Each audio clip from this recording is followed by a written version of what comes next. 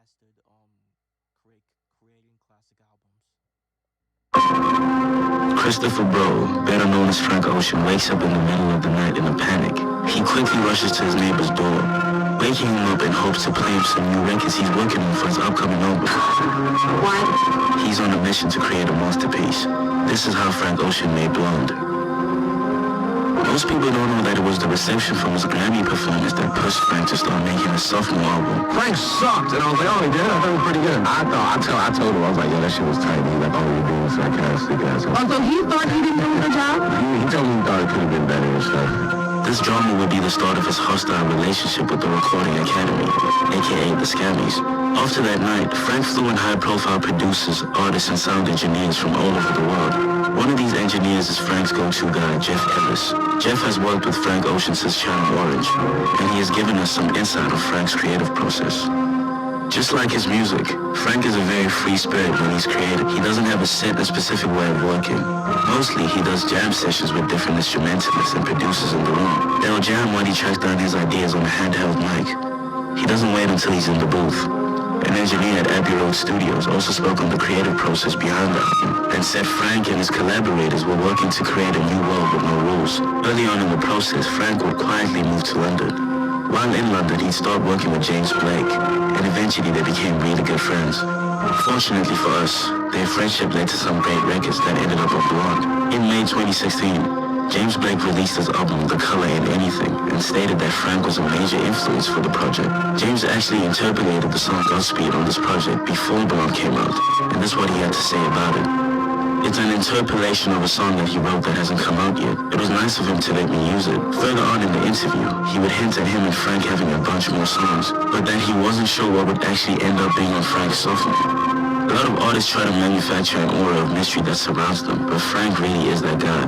Very few people knew about his plans for this project, even some of his closest collaborators. Andre 3000 himself did not know he was on the album until he pressed play. I was actually in California, and I heard that Frank was doing this event.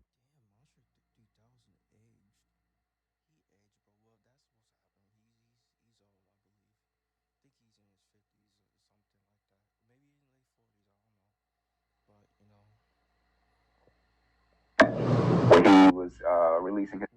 What's your favorite Andre 3000 song, music, bro? What is your favorite Outkast music, bro?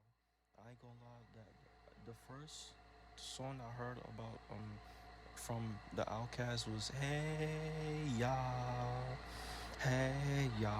like, you know, I dab that song. His magazine, Boys Don't Cry. And the album Blonde was actually in the magazine, so we're riding home and we put the Blonde CD in, and then my voice comes on. Out of nowhere, like, he didn't tell us that it was coming out. And what he heard sounded nothing like what Frank had first sent him. 2 or 3 years before Blonde came out, he sent me a beat, and we kept back and forth. He was sending me beats, we were listening to music, and I did this verse to this beat. It was like a hip-hop kind of beat. And actually, it was completely different from what I laid it down to. This whole beat, he took my verse from that beat and then had it. It was the genius of Frank. He put it on piano alone, no beat, just me and the piano. In the final version, he ended up swapping out the beat for James Blake's majestic chords on the piano, but it sounds so flawless you think 3 Stacks recorded his verse over the final version of the beat. Me and James Blake in the studio one day, and he was like, you know, that was me playing piano under your verse. And I was like, what? I pulled up on Ye in search of help for Lovesick. Like, yo, what should I do? He looked at James Blake, he's like, James Blake has all the chords. By the way, if you want to purchase the beats that you hear on this video and on this channel, just send me an email at geekboutit@gmail.com. James Blake shows up again on Solo as co-producer, and initially it was believed he had also helped write White Ferrari, but when the album's liner notes were released, this was proven not to be true. Okay, we have to talk about White Ferrari, which in my opinion is top 5 in Frank's whole discography. In November 2015, the renowned producer A-Track put out a tweet that read, "In a few weeks you'll hear a song called White Ferrari. I can't tell you who it's by, but it's the best thing you'll hear this year." And even though we didn't know this at the time, Rostam, who was working on Blonde, replied with a simple, "Yep." It didn't take long for some diehard Frank fans to start putting 2 and 2 together. They figured since he had an affinity for cars, surely he had to be involved somehow. And crazy enough, they weren't wrong. This photo of Frank standing in front of a chalkboard further increased the speculations as they saw that Rari was written on the board. Later that year, Frank would reveal that white Ferrari had about 50 different versions, but he wouldn't stop tweaking it until he made something that gave him peace. And until it felt right, he wasn't satisfied. This was his mindset for the whole album. For months on end, Frank was tucked away at Abbey Road Studios, working 16-hour shifts. And in the midst of this process, Frank's frequent collaborator, Omar Keith, revealed to the world just how hard Frank was working to complete this album. He was working with less established artists like Austin Feinstein, and also the likes of Kanye and Mike Dean, to name a few. Even though there aren't any credited features on the tracklist, a lot of heavy hitters were around for the creation of Blonde. As we all know, Beyonce provided her angelic harmonies and background vocals on Pink and White, which is produced by Pharrell. Both Beyonce and Skateboard P have been huge supporters of Frank since their first few listens of his music. And this guy's tone and his lyrics just touched me, and after one song, I said, okay, who is that? Because I want them on a flight tonight. And he told me it was Frank Ocean. And I immediately reached out, and he came in the next day, and we did like 5 or 6 songs. Really, really talented, very fast. We just had so many ideas. Frank Ocean is incredible. We met at Coachella. I told him, man, I like what you do, let's do something. And then we ended up working. He's super talented. Now, I personally remember how excited... Yeah, Beyonce and Pharrell giving Frank Ocean his props, bro. They're giving him his respect. You know? Wow, you know, Frank Ocean get the chance to work with Beyonce and Pharrell. That's impressive. That's good. That was in 2015, when Chance the Rapper shared this photo of him and Frank. This was before Chance was about to drop Coloring Book, and I had my fingers crossed, praying for a Frank feature. And while that didn't happen, Chance at least filled us in on Frank's movements and his highly anticipated music. In an interview with Fader, Chance spoke about him and Frank hanging out in LA. He even bragged about how he had a girl over at his mansion, and Frank just randomly started playing the piano in the background whilst overlooking the sunset. Then in 2016, in a Complex interview, Chance revealed an artist named Francis and the Lights would have an appearance on Frank's upcoming project. This gave us a better idea of what Frank's vocals were going to sound like, because Francis has a very unique vocal manipulator that he calls the Prismizer.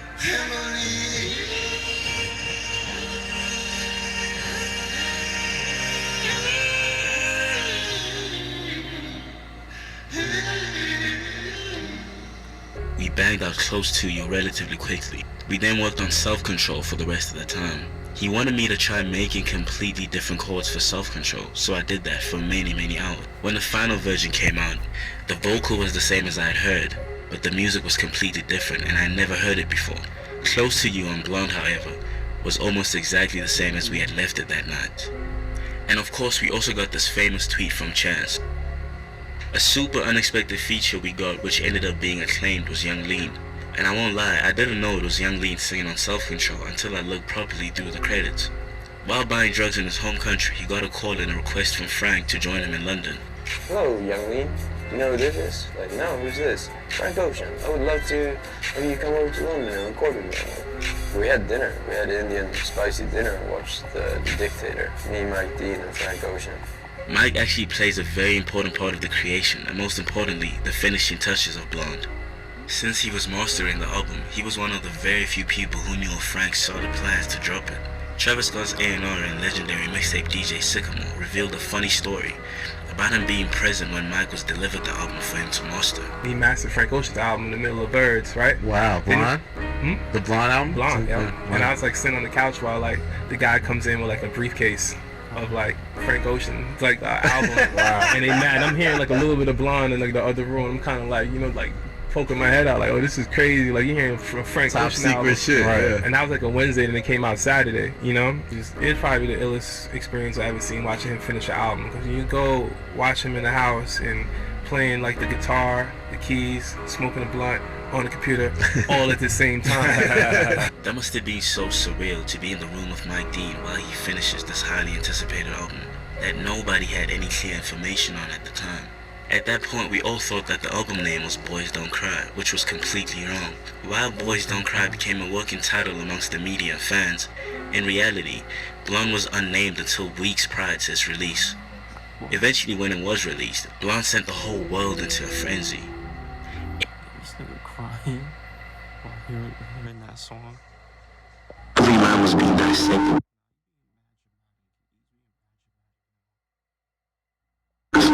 Theories were conjured up. And because the album first came out without any liner notes and credits, it led people to create their own assumptions and deductions. For example, many people believe Kendrick Lamar appeared on the song Skyline 2, which wasn't true at all. What I did find interesting though was this demo version of Nights, which had a Kendrick verse on it. That was our philosophy. Ooh, nanny, nanny. Ooh. But still, I'm glad they didn't make the final cut because I think Frank executed it the way it was supposed to be done. Recently, after the Coachella saga, we saw a lot of people talk about how Frank doesn't care about his fans and how he started thinking his shit doesn't stink. And while I don't approve of how he handled Coachella, I don't necessarily think this is the case. Similarly to the pressure he felt after Channel Morning, he probably feels double the amount every time he thinks about following up Blonde. He's in competition with his greatest work, and anything that isn't better than Blonde will be called a flop instantly. He's apparently paralyzed under the expectation to put together a classic. It's very easy to fall victim to one's own success. And we do know he's been working on music because of the songs and music video he leaked after Coachella. From your perspective, without giving away his process, how was it influential to you working with him? I think he's very free in the way he creates. That's always very inspiring. When the music is right, I'm sure we'll get the album that he wants us to live with.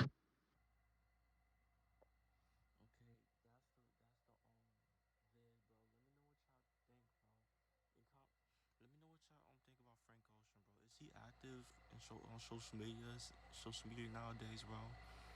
I don't know. I haven't really check on it. I haven't really checking on him, bro. Like, you know. And comment down below, what is your favorite Frank Ocean song? Make sure you like, comment, subscribe. You guys know the vibes. We're just checking out you are.